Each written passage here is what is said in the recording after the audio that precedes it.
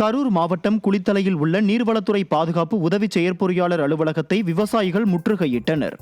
தென்கரை கட்டளைமேட்டு வாய்க்காலில் பாசனத்திற்கு தண்ணீர் திறந்துவிடக் கோரி பாதிக்கப்பட்ட விவசாயிகள் மனு அளித்தனர். தண்ணீர் திறக்க நடவடிக்கை எடுக்கவில்லை என்றால் விஷமருந்தி தற்கொலை செய்து கொள்வதாகவும் நாடாளுமன்ற தேர்தலை புறக்கணிக்கப் போவதாகவும் அவர்கள் எச்சரிக்கை விடுத்துள்ளனர்.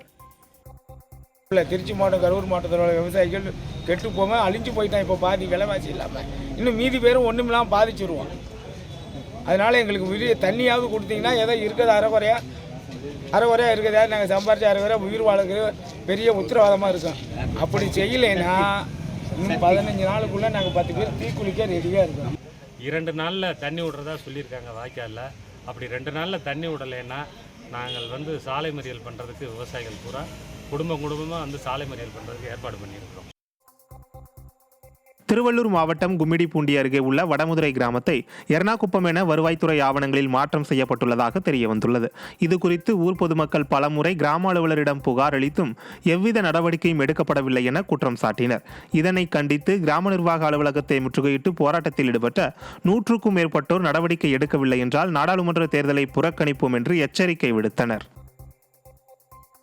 நாடாளுமன்ற தேர்தலை புறக்கணிப்பதாக அரசு போக்குவரத்து கழக ஓய்வு பெற்ற ஊழியர்கள் அறிவித்துள்ளனர். அரசு போக்குவரத்து கழகத்தில் ஓய்வு பெற்ற ஊழியர்களுக்கு விடிய அரசு இதுவரை அகவிலைப்படி வழங்கவில்லை. இதனை கண்டிக்கும் விதமாக கரூர் மாவட்ட ஆட்சியர் அலுவலகத்தில் அரசு போக்குவரத்து ஓய்வூதியர் நலச்சங்கம் சார்பில் நாடாளுமன்ற தேர்தலை புறக்கணிக்க முடிவு செய்துள்ளதாக ஏராளமானோர் மனு அளித்தனர். நியாயமான தீர்வுகளை சொல்கிறேன் சொன்னார். 100 நாள் தாண்டி 1000 ஆனாலும் கூட இது ஒரு வார்த்தை கூட போக்குவரத்து சம்பந்தமாக வேறு வழியே இல்லை. இது ஒரு தேர்தல் மூலமாவது எங்களுடைய ஆதங்கத்தை வெளிப்படுத்தும் விதமாக தேர்தல் புறக்கணிக்கிறோம் அப்படிங்கிற ஒரு அறிக்கையை தான் நாங்கள் கள்ளக்குறிச்சி மாவட்டம் கல்வராயன் மலை அருகே ஓட்டுநரின் கட்டுப்பாட்டை இழந்த சரக்கு வாகனம் சாலையில் கவிழ்ந்து விபத்துக்குள்ளானது. வெள்ளிமலையை சேர்ந்த சத்யராஜ் என்பவர் கச்சராபாளையத்திலிருந்து காய்கறிகள் மற்றும் மளிகை பொருட்களை டாடா ஏஸ் பிக்கப் வாகனத்தில் ஏற்றிக்கொண்டு அவரது சகோதரர் தினேஷுடன் வெள்ளிமலை நோக்கி சென்றார். அப்போது மடப்பட்டு அருகே ஓட்டுநரின் கட்டுப்பாட்டை இழந்த சரக்கு வாகனம் சாலையில் தாறுமாறாக ஓடி மரத்தில் மோதி சாலையில் கவிழ்ந்து விபத்துக்குள்ளானது. இதில் பலத்த காயமடைந்த இருவரும் மருத்துவமனையில் சிகிச்சைக்காக அனுமதிக்கப்பட்டனர். மயிலாடுதுறையில் பாண்டி சாராயம் விற்பனையில் ஈடுபட்ட நபர் கைது செய்யப்பட்டுள்ளார்.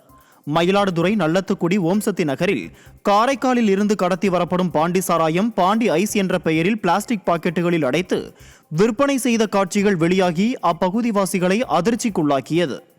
இது தொடர்பாக ஒத்தசரகு பகுதியைச் சேர்ந்த தேவா என்பவர் கைது செய்யப்பட்டுள்ளார்.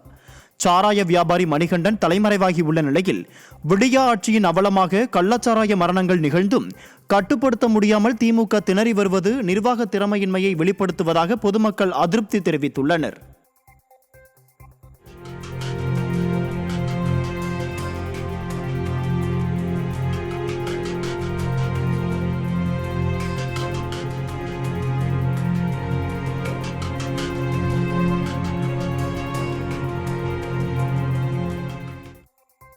புதுக்கோட்டை காட்டு மாரியம்மன் கோவிலில் இருந்து 1000க்கும் மேற்பட்ட பெண்கள் முளைப்பாரி எடுத்து முக்கிய வீதிகள் வழியாக ஊர்வலமாக வந்தனர். திருவப்பூர் முத்துமாரியம்மன் கோவில் தேர் திருவிழாவையொட்டி ஏராளமான பெண்கள் தங்கள் வீடுகள் மற்றும் கோவில்களில் முளைப்பாரி வளர்த்து வழிபட்டு வந்தனர். இந்த நிலையில் இந்த முளைப்பாரியை காட்டு மாரியம்மன் கோவிலுக்கு கொண்டு வந்து ஒன்றாக வைத்து 1000க்கும் மேற்பட்ட பெண்கள் கும்மியடித்து வழிபட்டனர். தொடர்ந்து முக்கிய வீதிகளில் முளைப்பாரியை ஊர்வலமாக எடுத்து வந்து குளத்தில் கரைத்தனர். நாமக்கல் அருகே மத்திய மாநில அரசுகள் புதிதாக விதித்துள்ள மோட்டார் வாகன சட்ட திருத்தத்தை விளக்க கோரி பாதிக்கப்பட்டோர் பேரணியாக வந்து வட்டாட்சியர் அலுவலகத்தில் மனு அளித்தனர். குமாரபாளையம் பகுதியில் உள்ள சேலம் சாலையில் ஆட்டோ கன்சல்டிங் ஃபைனான்ஸ் நிறுவனங்கள் இயங்கி வருகின்றன. இந்நிலையில் மத்திய மாநில அரசுகள் புதிதாக விதித்துள்ள மோட்டார் வாகன சட்ட திருத்தத்தில் பல்வேறு குளறுபடிகள் இருப்பதால் பழைய சட்டத்தை நடைமுறைப்படுத்த தொழிலாளர்கள் வலியுறுத்தியுள்ளனர். இதைத் தொடர்ந்து ஆட்டோ கன்சல்டிங் உரிமையாளர்கள் நலசங்கம் சார்பில் 500க்கும் மேற்பட்டோர் இருசக்கர வாகன பேரணியாக சென்று வட்டார போக்குவரத்து அலுவலகத்தில் தங்களது கோரிக்கை மனுவை அளித்தனர். கடையில் இருசக்கர வாகனம் பழைய வாகனம் விற்பனை செய்து கொண்டிருக்கிறாங்க.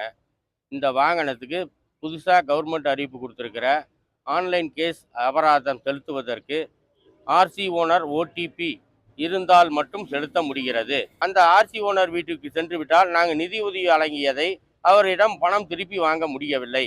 எங்களுக்கு இதனால் எங்கள் வாழ்வாதாரம் பாதிப்படைகிறது.